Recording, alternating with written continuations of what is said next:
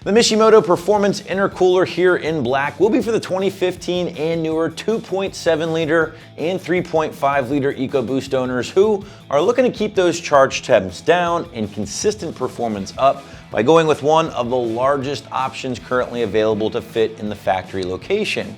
Now, this particular intercooler will feature that powder-coated black aluminum build for a more stealthy appearance. Right around that mid-$800 price point is what you're looking at. Install, according to the site, will get a middle-of-the-road 2 out of 3 wrenches on the old difficulty meter, a couple of hours or so to complete from start to finish. But if you hang with me for a little bit, guys, we'll show you a detailed walkthrough later in the video. So first and foremost, you're probably wondering why you might want to upgrade your factory intercooler in the first place. Well, I'm going to tell you guys that one of the best things that I have personally done with my EcoBoost powered rig at home was replace the factory undersized unit with a much larger option. Now, we even did some back-to-back testing on the dyno and found that with that larger intercooler in place, those charge temps remain consistently lower, which as a result allowed for more power and more consistent power, and it didn't fall off like it did with the factory intercooler in place, which tends to get heat soaked really quickly. But now let's talk about some of the finer details here with the Mishimoto intercooler in regards to some of the build and benefit. And again, first up, guys,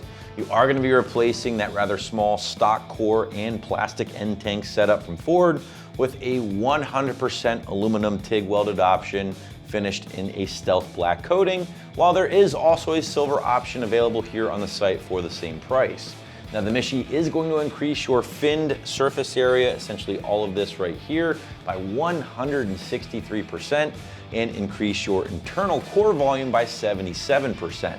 Now, all of this working together, guys, is going to result in a 10-degree reduction of ambient intake temps, and as a result, will prove to be less prone to heat soak like that stocker.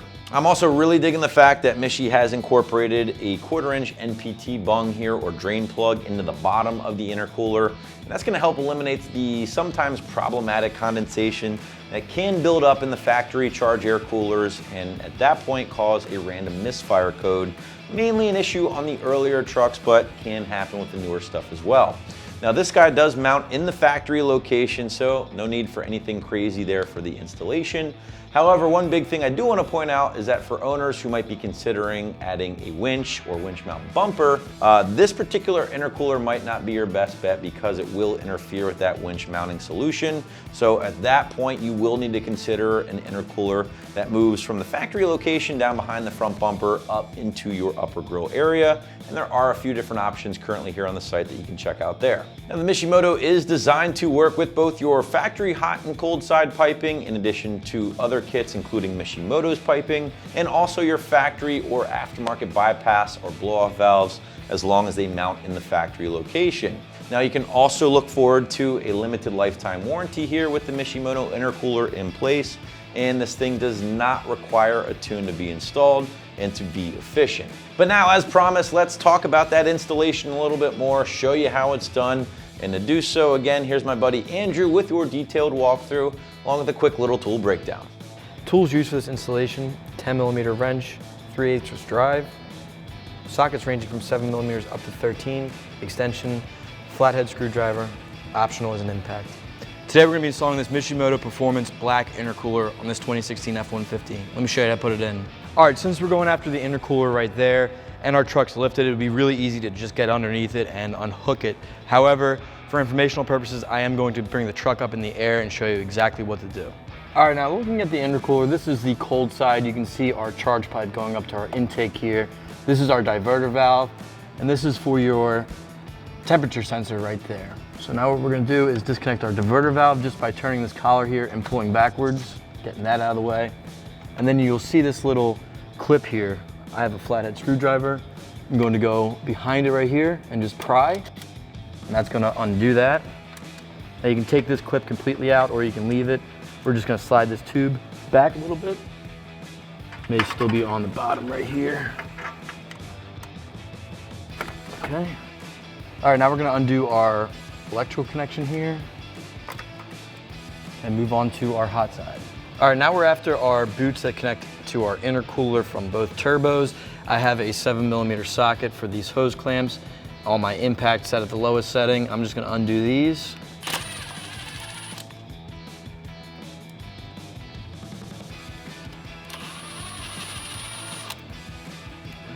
And then we're gonna separate these pipes. Just like that. And kick these off to the side, just so the boots are not interfering with them. And if there's a little oil in that, that's fine. That's just for your PCV and to lube up them turbos a little bit. All right, now there are two 13mm bolts holding your intercooler brace in place. And then when I get it out, you'll see that there's two rubber fittings that are kind of pressed up into the framing here for the intercooler. Now I have my impact set at my highest setting so I can get these bolts out. Now it may not just drop out of place, you may have to tug a little bit.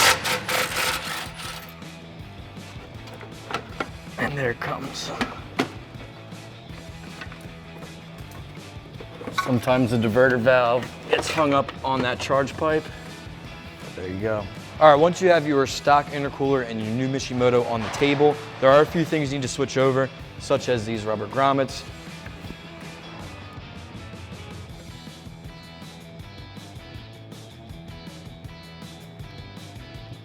Now keep in mind the fit of these grommets is not as tight as the factory one, so when you're putting it back up in there, it's not gonna press fit, so you may need an extra hand or jack to get it up there while you start your bolts.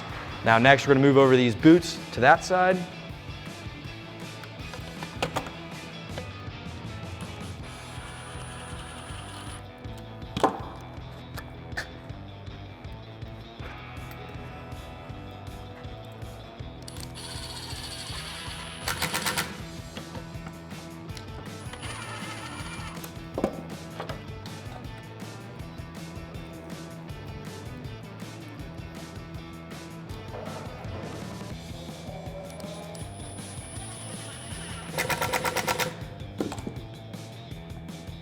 All right, moving on to the diverter valve now. You're gonna need to change up your socket to an 8mm with an extension. Now my impact is set to the lowest setting because this is a plastic housing. We're just gonna rotate this out of the way, and I'll show you how this goes on in a second. We have to get the bottom plate off, as well as these bushings.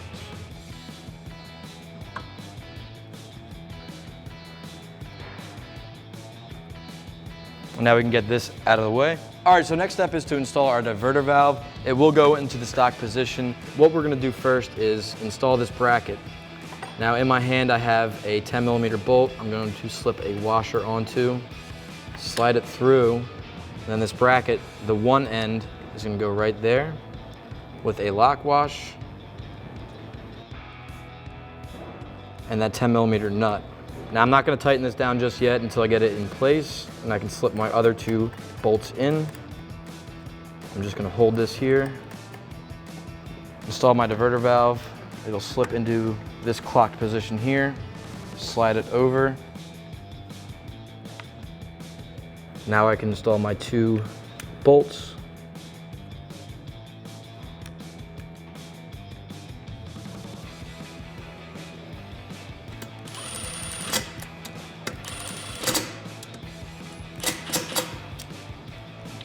All right, now with a 10mm wrench on the back side and a 10 on the front, tighten the diverter valve down.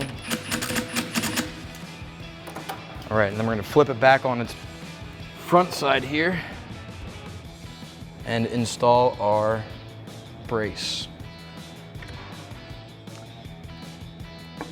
And now that's ready to go back on the truck. All right, before we install our new intercooler, one thing we have to do is remove this little plastic surround. And what I found is very helpful is to use the back of your hand here and to just get it over those clips.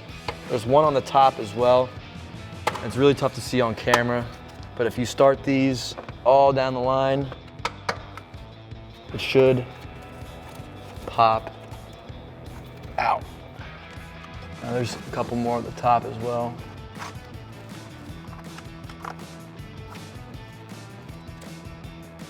A little tough to get your hand up top there.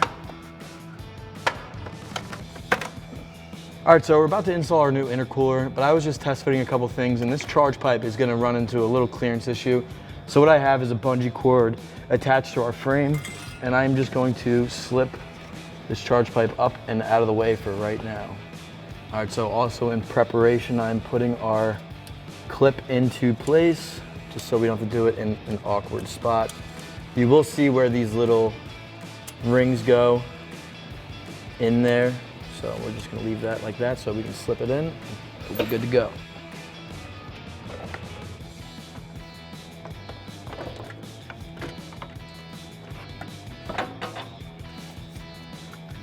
All right, so you're gonna wanna make sure that your charge pipes are clearing and that the top of the intercooler is going into its designated spot. Needs to go over to the left a little bit more. All right, now I'm going to attempt to start a bolt just to hold what I got here. Looks like it still needs to go over left. There we go.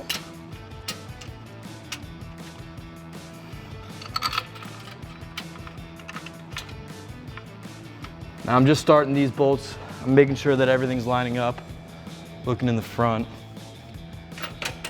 pushing up, and you can see through this hole where that top mount needs to go into, and that looks good as well. All right, now I'm gonna tighten down my 13mm bolts.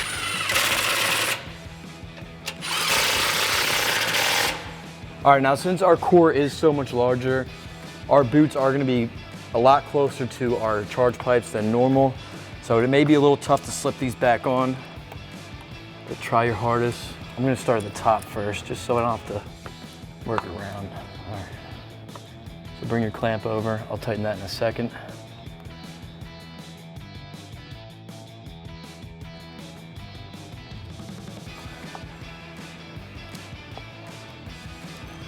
We're gonna tighten that back down with our 7mm socket.